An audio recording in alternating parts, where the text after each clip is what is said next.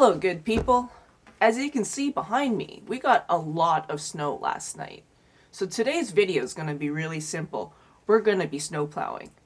I've got the Kubota hooked up to the block heater right now. It's a bit in about 30 minutes, so I think it's ready to start and we can get working. So let's get at it.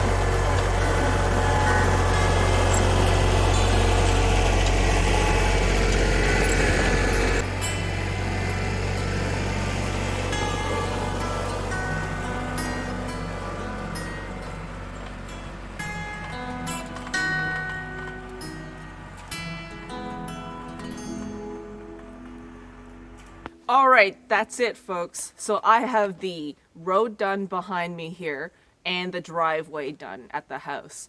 The road is quite easy to do. It's just one pass this way and then the other pass back.